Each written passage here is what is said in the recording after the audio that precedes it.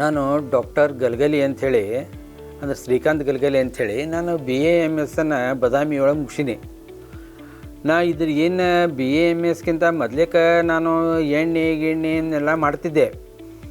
ಭಾಳ ಮಂದಿ ಬಂದು ತೊಗೊಂಡು ಹೋಗ್ತಿದ್ರು. ನಮ್ಮ ಅಜ್ಜನು ಭಾಳ ಅಂದ್ರೆ ಭಾಳ ಫೇಮಸ್ ಡಾಕ್ಟ್ರ್. ಅವ ಏನು ಒಂದು ಪೇಷಂಟಿಗೆ ನೋಡ್ತಿದ್ದ, ಅವು ಎಲ್ಲ ಪೇಷಂಟ್ಗಳು ಸಕ್ಸಸ್ನ ಆಗ್ತಿದ್ದು.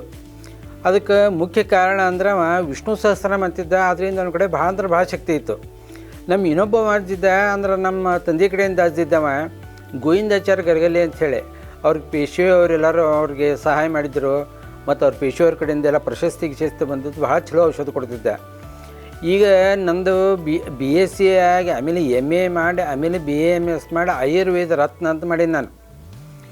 ಈಗ ಜನರಲ್ಲಾಗಿ ಎಲ್ಲರಿಗೂ ಹೇಳ್ಬೇಕಂತಂದ್ರೆ, ಈಗ ಎಲ್ಲರಿಗೂ ಸಾಮಾನ್ಯವಾಗಿ ಡಯಾಬಿಟಿಸ್ ಇದ್ದೇ ಇರ್ತದೆ. ಡಯಾಬಿಟಿಸಕ್ಕೆ ಔಷಧ ಕೊಡ್ತೀವಿ, ಹಾರ್ಟ್ ಪೇಷಂಟ್ಗಳಿಗೆ ಎಲ್ಲದಕ್ಕೂ ಔಷಧ ಕೊಡ್ತೀವಿ, BPಗಂತೂ ಎಕ್ದಮ್ ಬೆಸ್ಟ್ ಔಷಧ ಕೊಡ್ತೀವಿ.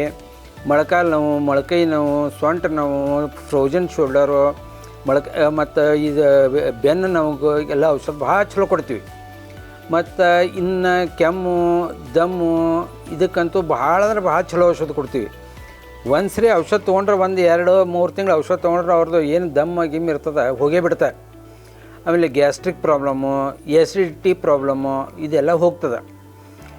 ಈಗ ಸದ್ಯ ಇವತ್ತೇನು ಮಾತಾಡ್ಬೇಕಂತ ಮಾಡೀನಿ ಅಂತಂದ್ರೆ, ಹಾರ್ಟ್ ಪ್ರಾಬ್ಲಮ್ಮು ಮತ್ತು ಡಯಾಬಿಟೀಸ್ ಬಗ್ಗೆ ಮಾತಾಡೋಣ ಅಂತ ಮಾಡ್ಲಿಕ್ಕತ್ತೀನಿ.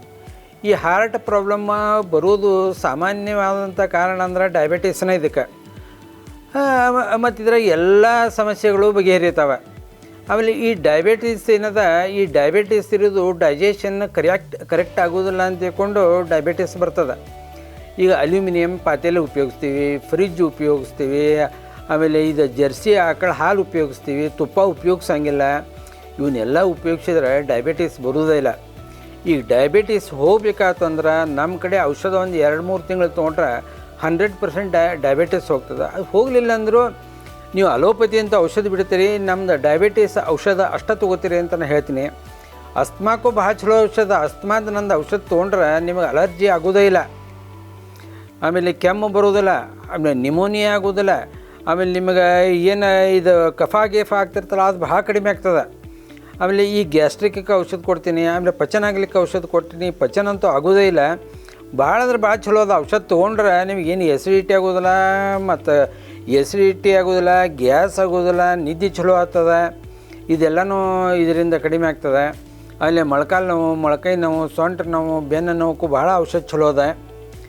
ಆಮೇಲೆ ಈ ಹೆಣ್ಮಕ್ಳದ್ದು ಎಲ್ಲ ಔಷಧಕ್ಕೂ ನಾನು ಔಷಧ ಕೊಡ್ತೀನಿ. ಅವ್ರ ಬಿಳೆ ಮುಟ್ಟೋಗೋದಕ್ಕೆ, ಕೆಂಪು ಹೋಗ್ತದೆ ಅದಕ್ಕೆ, ಆಮೇಲೆ ಬೆನ್ನು ನೋವು, ಸೊಂಟ ನೋವು, ಮೊಳಕಾಲು ನೋವು ಇದಕ್ಕೆಲ್ಲನೂ ಔಷಧ ಕೊಡ್ತೀರಿ. ಅವ್ರಿಗೇನು ಫೈಬ್ರಾಯ್ಡ್ಸ್ ಆಗಿದ್ರೆ ಅದಕ್ಕೂ ಭಾಳ ಅಂದ್ರೆ ಭಾಳ ಚಲೋ ಔಷಧ ಕೊಡ್ತೀವಿ. 1-2 ತಿಂಗಳದಾಗ ಅವ್ರೇನು ಫೈಬ್ರಾಯ್ಡ್ ಆಗಿರ್ತವೆ, ಫೈಬ್ರಾಯ್ಡ್ ಹೋಗ್ತದೆ. ಮತ್ತು ಹೆವಿ ಬ್ಲೀಡಿಂಗ್ ಆಗ್ತಿರ್ತದೆ, ಆಮೇಲೆ ಹೊಟ್ಟೆ ನೋಯ್ತಿರ್ತದೆ, ಅದೆಲ್ಲ ಕಡಿಮೆ ಆಗ್ತದೆ. ಇಷ್ಟಂತೂ ನಾನು ಕೊಡ್ತೀನಿ. ಆಮೇಲೆ ಸಣ್ಣ ಹುಡುಗರು ಮೆಮ್ರಿ ಪವರು, ಸಣ್ಣ ಹುಡುಗರಿಗೆ ಏನು ಎಲ್ಲ ಗ್ಯಾಸ್ಟ್ರಿಕ್ ಪ್ರಾಬ್ಲಮಿಗೆ ಅವ್ರು ನಿದ್ದೆ ಹತ್ತಂಗಿಲ್ಲ, ಅದಕ್ಕೆ ಔಷಧ ಕೊಡ್ತೀವಿ. ಹೀಗೆಲ್ಲದಕ್ಕೂ ಔಷಧ ನಾವು ಕೊಡ್ತೀವಿ.